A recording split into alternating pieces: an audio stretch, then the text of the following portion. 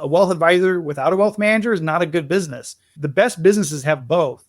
Typically, it's that founder that was in that lead role. And the biggest mistake that we see inside the industry as a whole is when the founder exits, the wealth managers step up saying, my turn. And organic growth flatlines, maybe goes negative growth.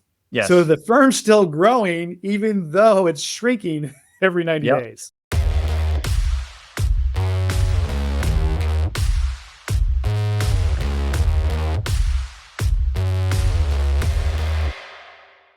Hey everybody, welcome back to another episode of The Connected Advisor. I'm your host, Kyle Van Pelt, co-founder of Milemarker, and today I am joined by David Hefty. David is the CEO of Credent Wealth Management, and normally I get to say the personal effect and detail about my guest, but David told me that he was going to surprise me with his personal detail today. So David, thanks for joining the show. What is something unique about you besides being the CEO of Credent Wealth Management?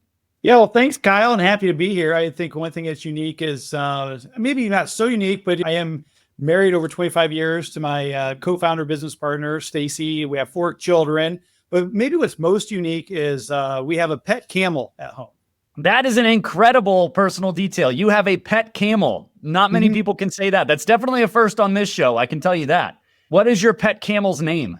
Yeah, her name's Amy. Amy the camel. That's amazing, man. What a cool story. We'll have to talk about how that came to be later in the show, but I love to kick these things off with the same question for everybody. You're not going to be any different. So, David, I've had hundreds of these conversations on air and off air, and I've found one of the cool things about our industry is that everybody has their own unique path to this space. And that path could be traditional, following in a family member's footsteps, or somebody could have not even known this industry existed, have a whole career and come in this industry through the side door and do something different. But whether your path is traditional or untraditional, I've found that everybody has what we call a money moment.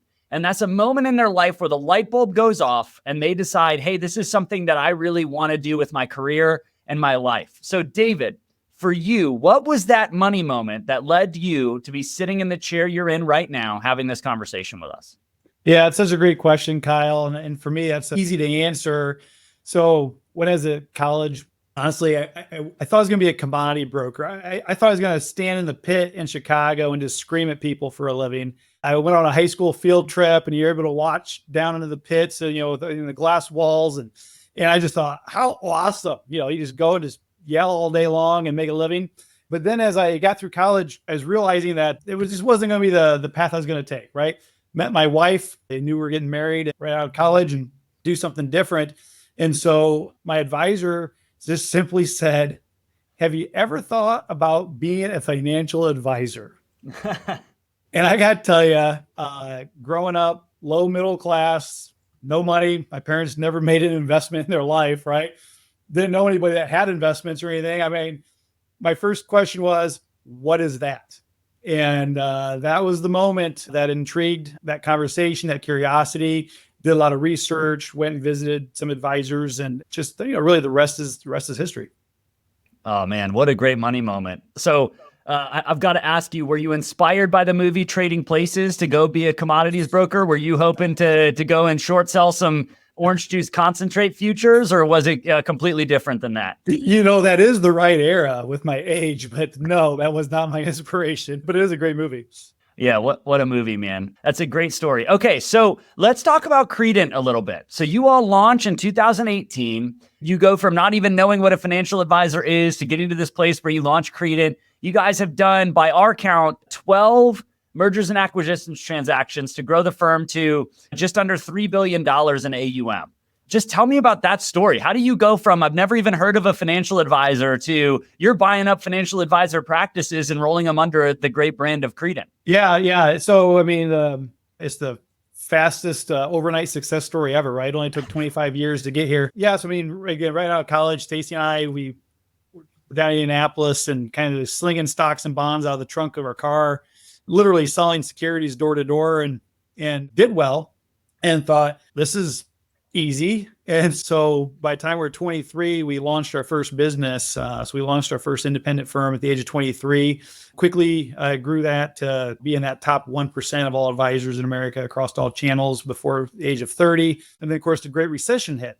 And during that time, we can always circle back to this story. That's where Amy the Camel came from. But anyways, during that time, during that recession, I remember thinking about what to do. And I had read that, during the Great Depression, more millionaires were created during the Great Depression than any other time in American history. And I thought, well, it's not the Great Depression, but this is the second worst economic crash our economy has ever seen. So I thought, okay, sounds like an opportunity.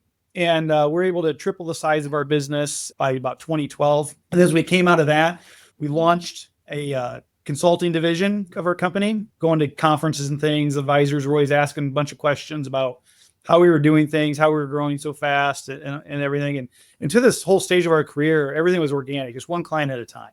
Everything's just one client at a time. I've never done any type of transactions before, acquisitions or anything before. So we launched that consulting division for tech stack consulting, investment management. We sub-advised other RIAs, and then also practice management, and had that going for a few years. And then in 2018, thought about the different pieces of businesses that we were doing. We had these different business lines, rolled it all up, went to some of those other top clients of ours, those other couple of other large RIAs, rolled it all into Credent in 2018. And then been functioning this way ever since. Man, that's so cool. I love that story. Okay, let's talk a little bit about the organic growth aspect of it. So before you started rolling people up, that seems to be a hot topic of conversation right now. Mm-hmm. And, I think every firm in the country and in the world grows via referrals, and I'm sure you were no different. But did you have anything else that was making the organic growth happen one client at a time to where you were just having all of that success with organic growth? So yes, but it's still through referrals. And so it's about being intentional about a full, and again, we don't really use the word referrals around here, just it's introductions, right? Because we don't ever ask clients for referrals. All we do is seek introductions. And so there's an entire process that I had utilized. So when I was a wealth advisor and doing this actively, pre-Credent, and just follow that process every day. And it's all about just questions you ask and how you engage with clients and position and produce that raving fan experience. And ultimately how we measure it, I always get asked if we have a net promoter score. And I'm like, well, no, but we do measure whether or not our clients are just simply satisfied or if they're raving fans, because for us, we know if 40% of our clients duplicate themselves once every 3 years, don't worry about doing the math, Kyle. It's a 13% CAGR. Okay. So as long as you can grow 13% compound annual growth rate by getting what we consider unsolicited referrals, because again, these are seeking introductions where your clients are actually doing all the work, then we know we have raving fans. And so that's how we measure client engagement or satisfaction, whatever word you want to use.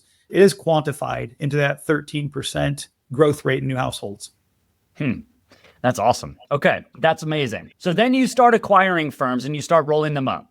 And maybe was this coming directly through all the consulting you were doing? Because the question I want to ask you is, a firm that's being acquired wants something, right? Maybe they want succession or maybe they want to take care of the second generation in their firm. Maybe they went independent and it wasn't all they thought it was going to be, or, there was way more to it than they thought, or a bunch of different things. But nobody just goes and gets acquired, for the sake of it. So I think the big question I want to know is, like, what are you commonly hearing from firms, that are what are they hoping to gain by joining you? And I have to imagine a lot of the firms who end up with you probably start in some sort of consulting arrangement. It probably isn't just like a cold, or it might be cold introduction. But either way, I'll let you answer that question how you want.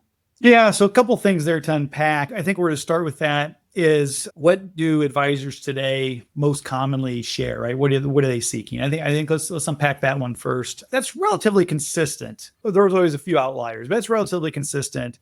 The conversation typically goes like this: what's the client experience going to look like after I'm gone? If I have a team or a key employee, what's that team or team members' experience going to look like after I'm gone?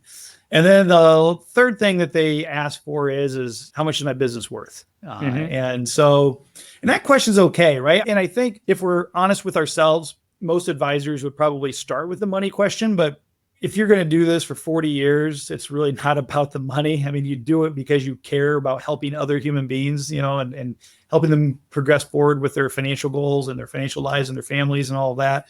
And so that's the typical advisor that we're interacting with. And it really is a client first mentality.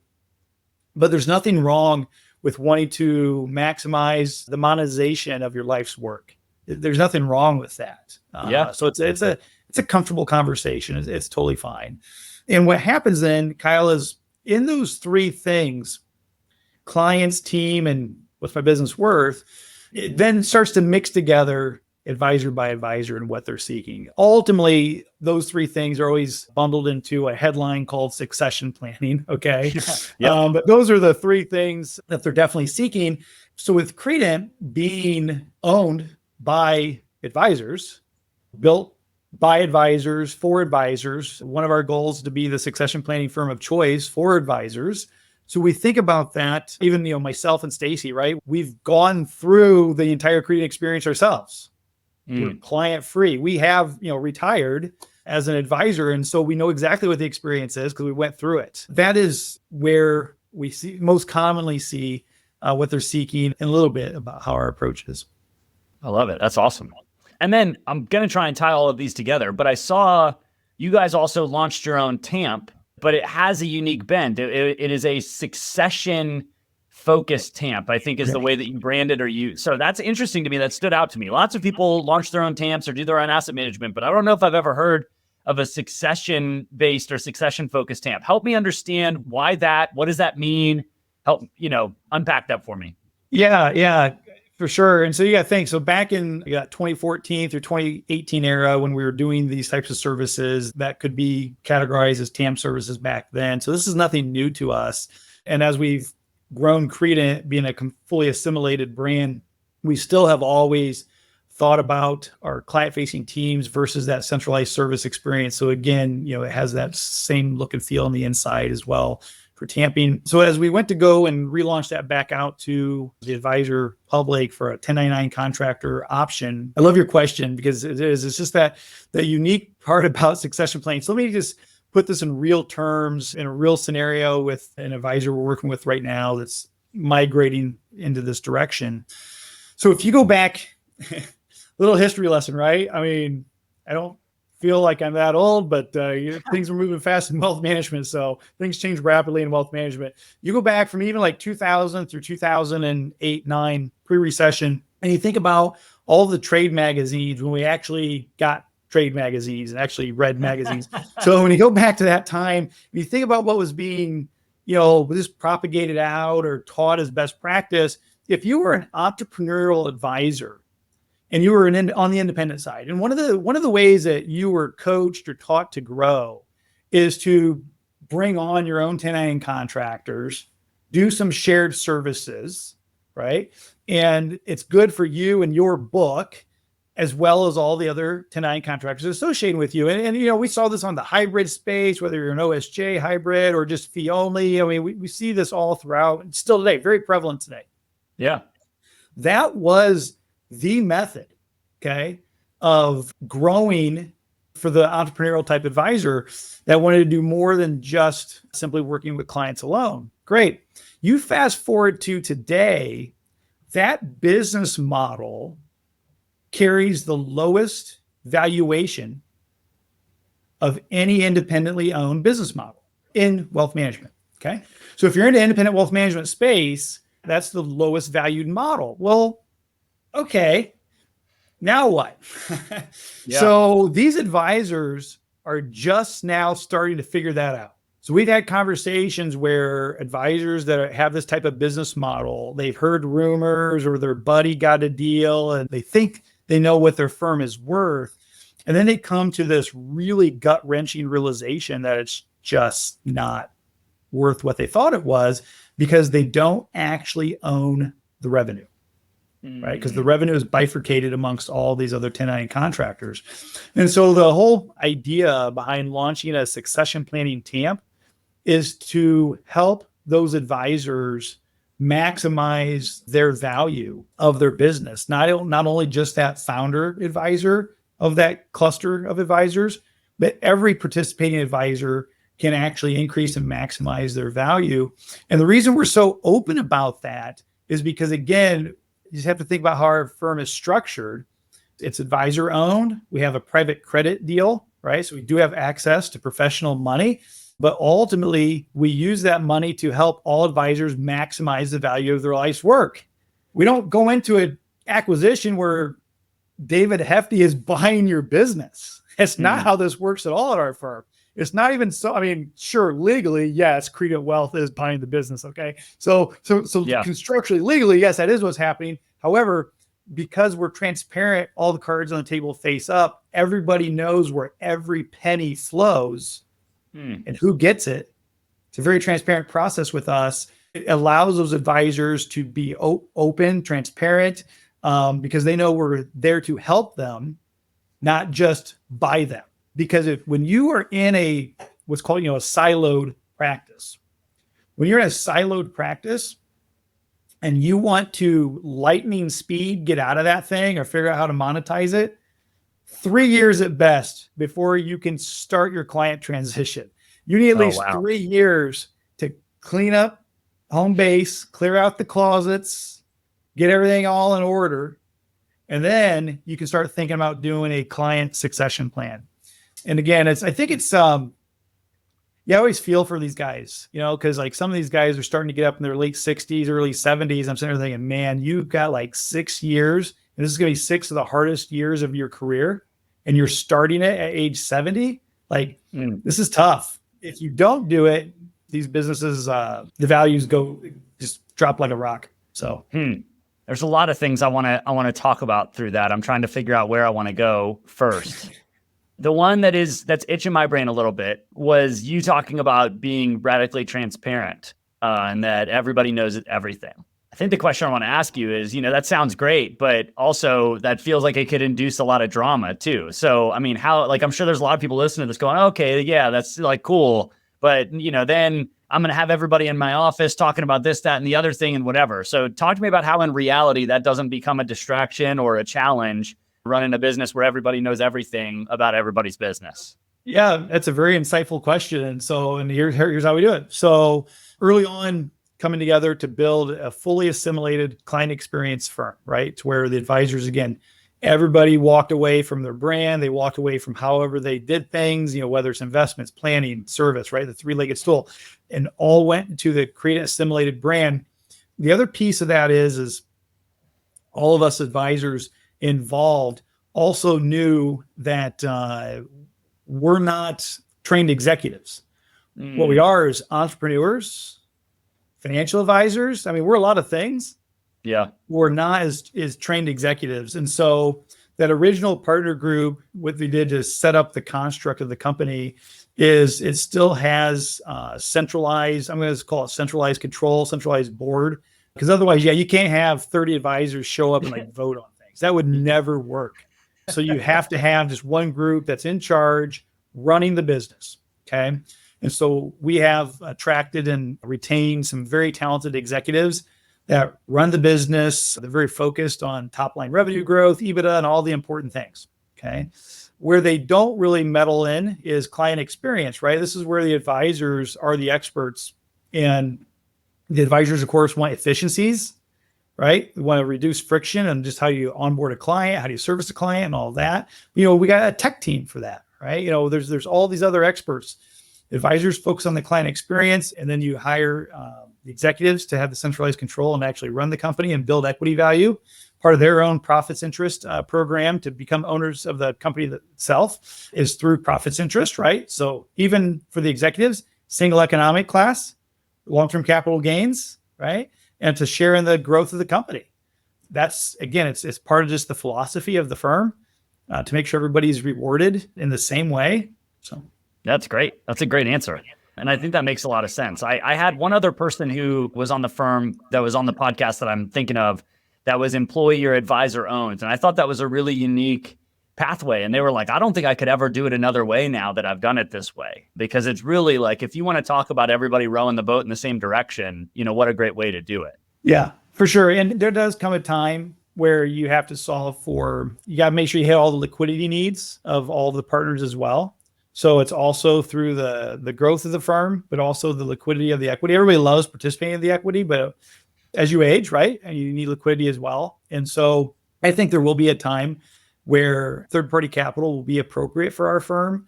But again, it's making sure that you pair up with the right philosophy. So for us, it's called consent rights, right? I mean, so like the wheeling and dealing terms, actual language for this, but these consent rights are what are used, the tools that are used to make sure that we create a forever firm, striving for excellence in investment solutions, planning and service, and also adherence to the fee-only fiduciary standard.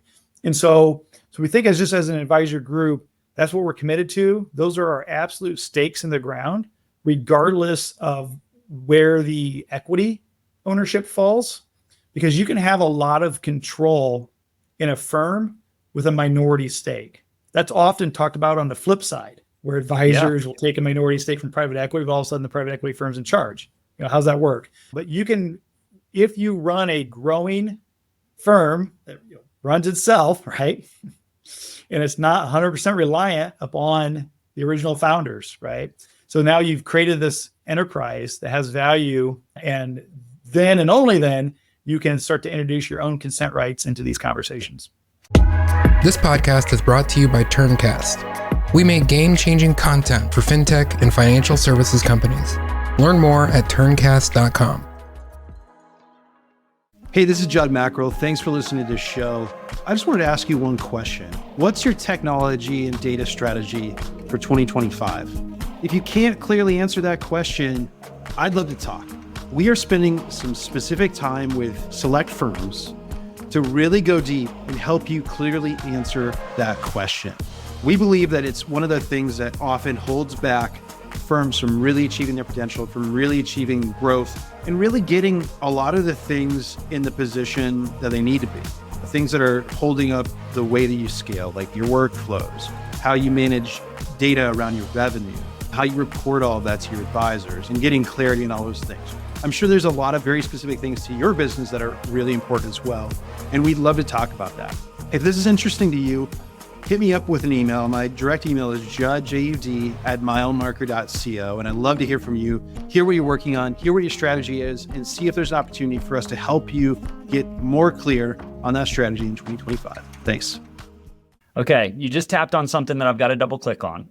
Creating a firm that is growing, that doesn't rely wholly on the founders. That sounds like the holy grail to a lot of the people listening to this, right? There's a lot of people who listen to this that have great firms. I mean, truly great firms, and they're growing, and there's organic growth, and it's all the good things, with the exception of if that founder takes a couple week vacation or they take a month off or something like that, a lot of those things come grinding to a halt.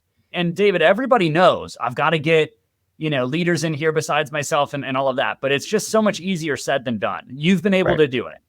So talk to us about how you were able to actually make that transition. And then I've probably got some follow-up questions, but let's just start with that. How did you actually do this and take it beyond, I know I need to do it, to, hey, this is actually in reality how Credent is operating? Yeah. So again, you just got to look at what does a successful firm look like. And again, there's thousands and thousands of successful advisors out there. And one thing you're going to find in common is even the most client-centric teams and advisors, the way that team construct works is you're going to have this, we call it a wealth advisor. I mean, these titles, are different from firm to firm, but for our firm, the wealth advisor is the lead advisor. And when we think about roles and responsibilities, or what are the metrics or KPIs around that individual, it's all about new households and organic growth. Okay. So it's growth in household headcount and growth in AUM or revenue. So you have to have an advisor that is their main thing, and they're held accountable to that on a weekly basis. As an entrepreneur, you just do that. I mean, you're accountable to yourself from the time you roll out of bed to the time you go to bed, right? I mean, this is how you're wired. And so if you're going to pass that torch, what we often see, and where sometimes it's actually, there's a lot of articles on this where it's plaguing the industry. The other very important role, again, no one role is more important than another. You need all these roles, but another very important role is what we call a wealth manager. typically a CFP, JD, or CPA. Their expertise is excellence in planning, ongoing service. Their favorite thing is not to maybe pound out, 25 calls in an hour and ask a handful of people for their life savings. Like that just doesn't jazz them up, right? And so that's a wealth manager. You have to have them. A wealth advisor without a wealth manager is not a good business. So the best businesses have both. Typically, it's that founder that was in that lead role. And the biggest mistake that we see inside the industry as a whole is when the founder exits, the wealth managers step up saying, my turn. And organic growth flatlines, maybe goes negative growth. Okay, so you're going backwards, gets masked by rising markets. Yes. So the firm's still growing, even though it's shrinking every 90 days. When you go in to look at a valuation of a company, that's a test of its health, and that would not be a healthy firm. Okay. So a healthy firm with flat to negative growth X market is not a healthy firm. And so in practice, Kyle, what we actually do then is, you spend a lot of time making sure wealth managers understand the importance of their role and making sure they do understand the value that they bring and how important it is. Equal amount of time helping them understand you do not want to be accountable to make these loan payments or to hit 13% compounded annual growth. I mean, like that's probably going to, give you an anxiety attack, right? Like that's not what you signed up for. And so it's like a lot of things, right? So everybody wants to be the boss, but yet nobody wants the responsibility that comes along with it. So this is the same concept. And so what we do is we have never, not in any of the transactions we've ever done, have we ever acquired a next generation wealth advisor. And I got to tell you, we have over 300 firms in our funnel that have shared with us their P&Ls, their just all their data as they're contemplating their succession planning and the consulting that we're doing with them. I am not aware of any of those 300 firms that have a G2 wealth advisor. Many of them have G2 wealth managers. Yeah, I got you. Okay. But I am not aware of any of them that have someone that can actually replace them. And so what we do then is, again, depends on the region where we are.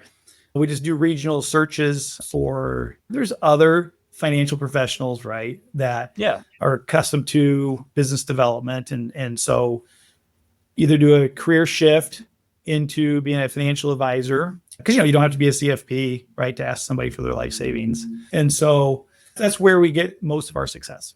So it sounds to me like one of the big things you're saying, and it's funny because I could relate this to a lot of technology businesses. I can relate this to a lot of things, but distribution's everything. And we had Penny Phillips on the show a while ago from Journey Strategic Wealth. And, she was talking about how we're sort of seeing like this extinction of the rainmaker, right? Everybody wants to just, wants to be a planner and they want to serve clients, which is great. I mean, she wasn't saying that's a bad thing, but back in the old days, like the Wirehouse days, it was like everybody made rainmakers. And it's like you had to be a rainmaker in order to kind of like survive in this business. And now this isn't a bad thing again, but there's so many ways to get into the business and stick in the business without ever having to sell anything.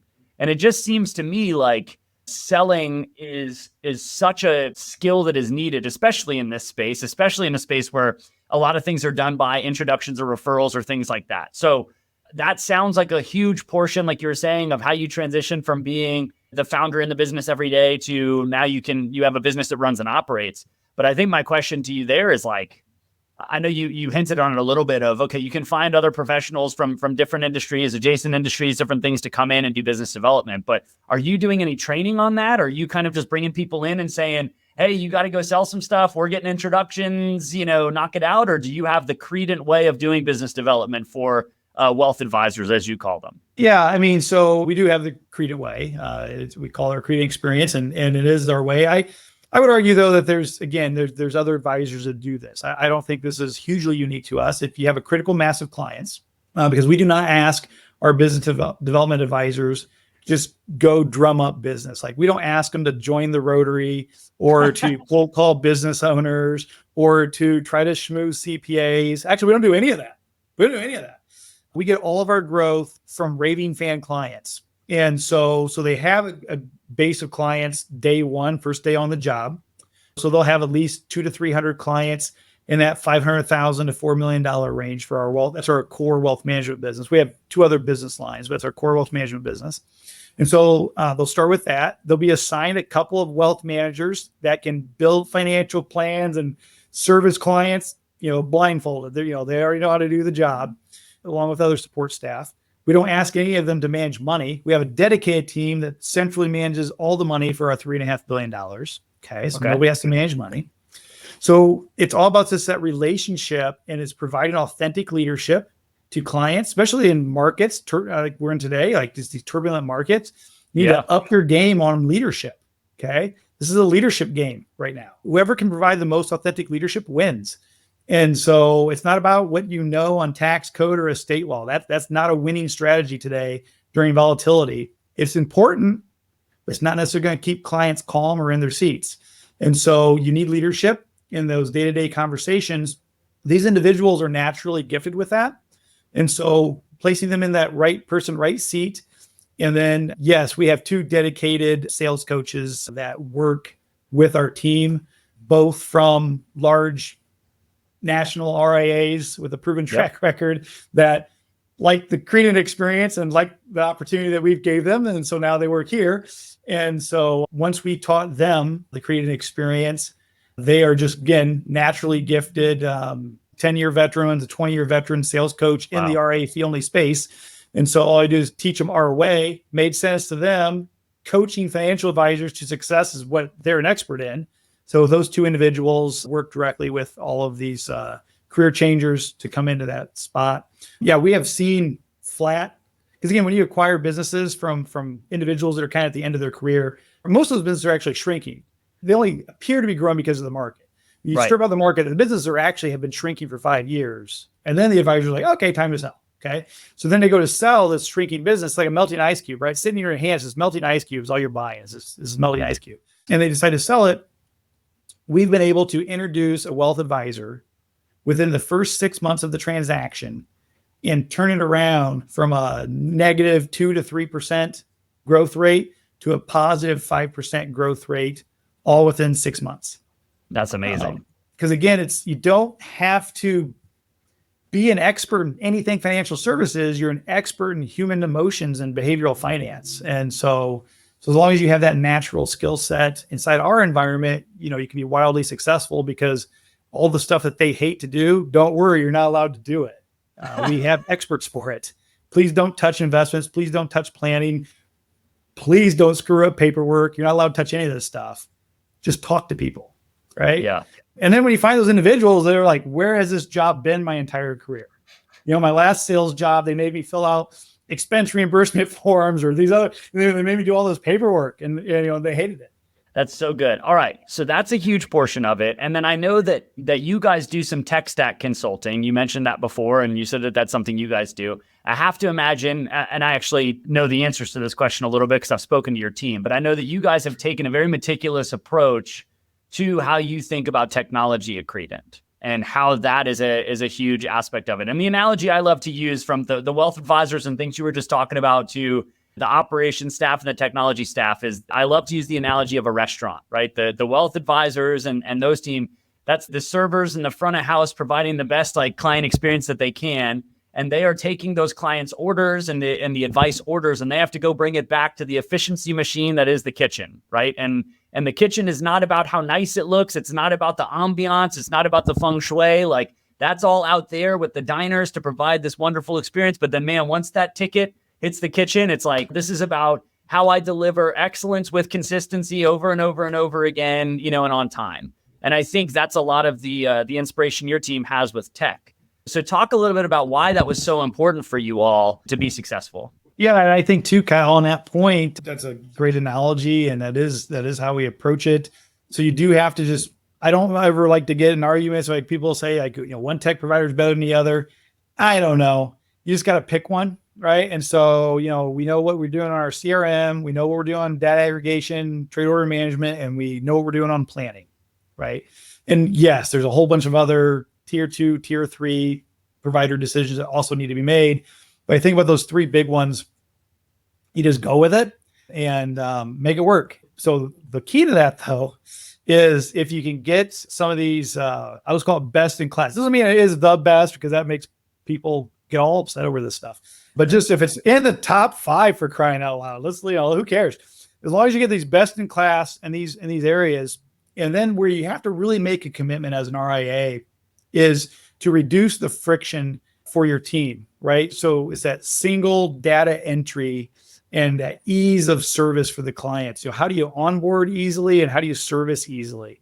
And that's where, one other interesting fact of our firm. So we have, I'm rounding, right around 90, let's call it 90 team members. Of those, about 30 of them are advisors. And that includes our wealth advisors and wealth managers. So when you think about that, what in the world are these other 60 people doing?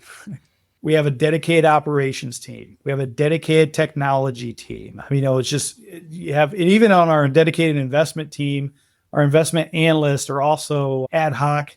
They kind of geek out on tech as well. And so it's getting those individuals all centered around this great client experience and user experience. Because, you can't just have a great client experience, but then you need, 100 people in the back room making this great. That doesn't work either, right? It's cost prohibitive.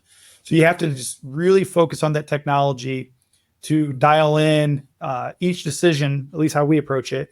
Each decision has to be client experience and user experience at the same time.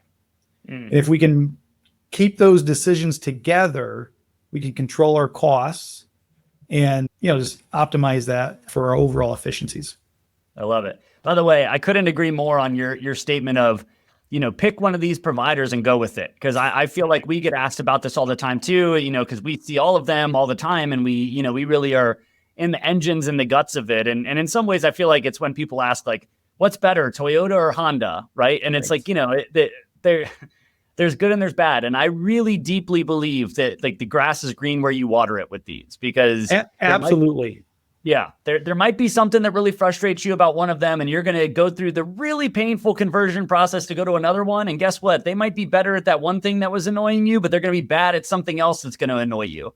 There is no perfect solution. So there's got to be the one that you've committed to and that you've made work for your firm, and that everybody understands how to make the most out of it. Yeah. And so for succession planning, it's one of the things that makes all that work too, is helping the advisor and their team understand the conversation you and I are having right now.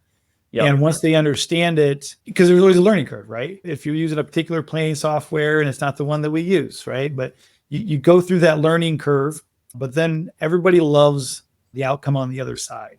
Because one thing that 100% of the time we have been able to experience as firms merge in is a reduced workflow on the back end. So you just got to get through that initial learning curve. And then we absolutely have capacity for more client care time on the other side. And that's been true 100% of the time. Very cool. All right. At long last, I want to get to the question about Amy the camel. So we've talked about Amy the camel. You kind of foreshadowed how it happened, but tell us about how you came to acquire a camel as a pet. Yeah, well, like every farm kid in Indiana, you grow up going to exotic camel auctions as a family vacation, right? And so anyway, we tend to just find ourselves at these places, so as a child, I was able to see all these different types of animals go through the auction ring, because most zoos in America are privately owned, right? So this is where zoos go and exchange animals. And so we just went for entertainment. And so then kind of carried that tradition on with my own family.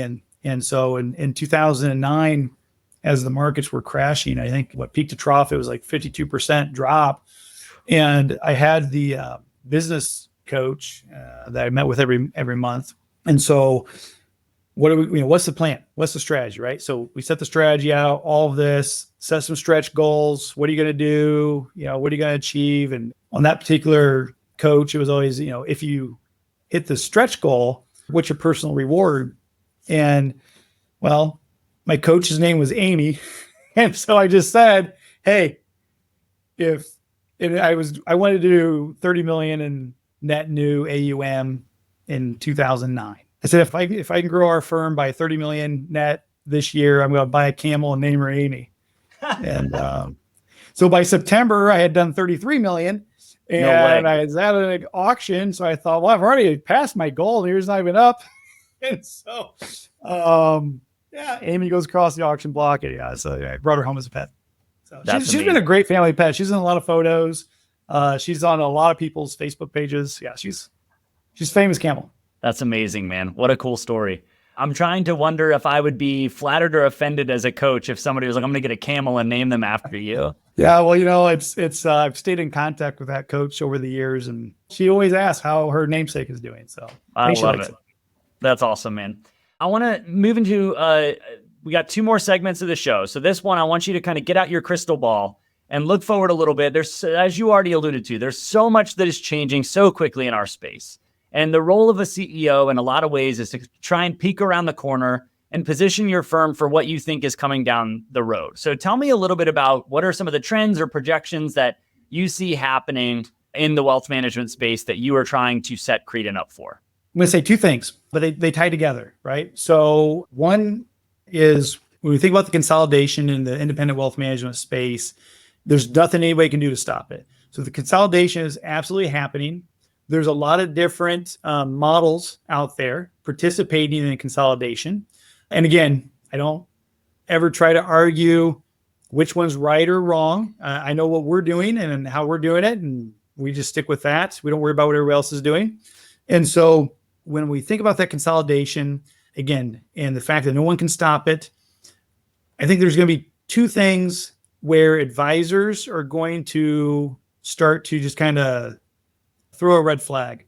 And one is the perceived loss of control. And I don't mean loss of control. Sure, you sell your business, of course you lose control. But that's not what I'm talking about.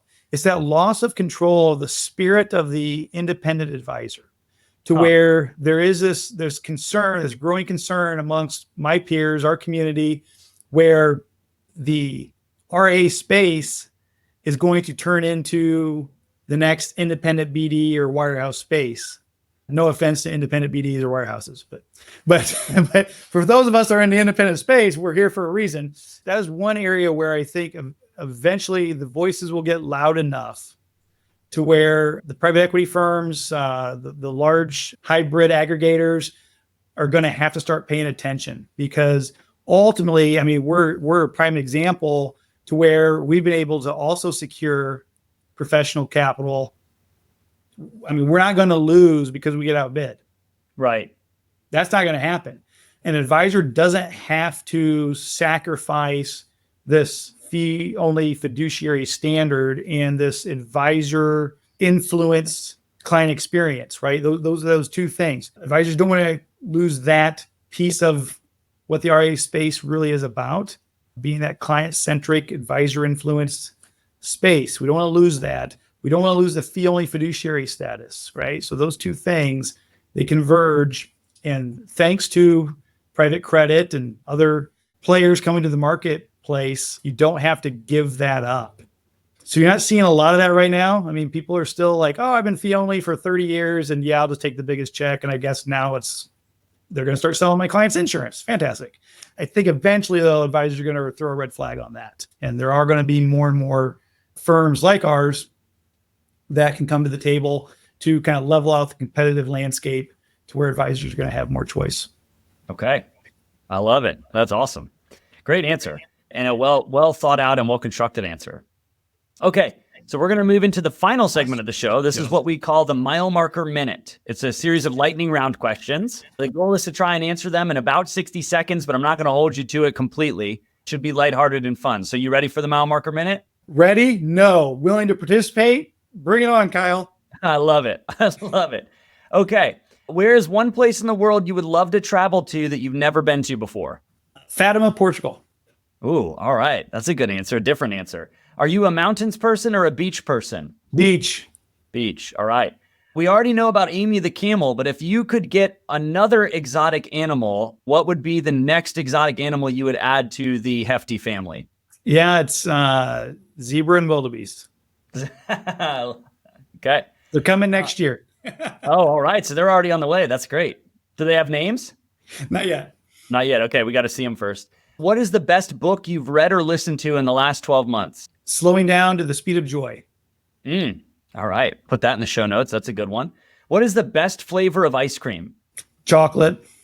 There you go. Yeah. All Boring. Yeah. Chocolate. That's not boring. Listen, you don't always have to put all kinds of different things into ice cream for it to be good. Okay. Chocolate it's been great forever. Can't go wrong. All right. We exist in an alternate universe. And in this alternate universe, David Hefty is not a financial advisor or doesn't run an RIA. In this alternate universe, what career does David Hefty have? Oh, yeah. Good one. Honestly, I'd work for the church. Very cool. I love that answer. All right. And then final question, true or false? Within the next 5 years, there will be a $1 trillion RIA. Oh, true. All right. Done and done. You made it through the Milemarker minute. And I think that was like right at 60 seconds. You nailed it, man. Oh, man. All right. Get a prize. Excellent job. All right, everybody. That has been another episode of The Connected Advisor. David, thanks so much for coming on. That was a really insightful conversation. I know I really enjoyed it. I learned a lot from you from the seat that I sit in. And so I appreciate you sharing all of your knowledge and the way that you navigated the conversation today. Yeah. Well, thanks, Kyle. Really enjoyed the opportunity to be on your show. Thank you, man. All right, everybody. As I said, that's been another episode of The Connected Advisor. Please make sure you click follow or subscribe wherever you're listening to or watching this. And if you'd be kind enough, please leave a review so that people who haven't found this show yet can find great conversations like the one I just had with David. But until next time, enjoy every mile.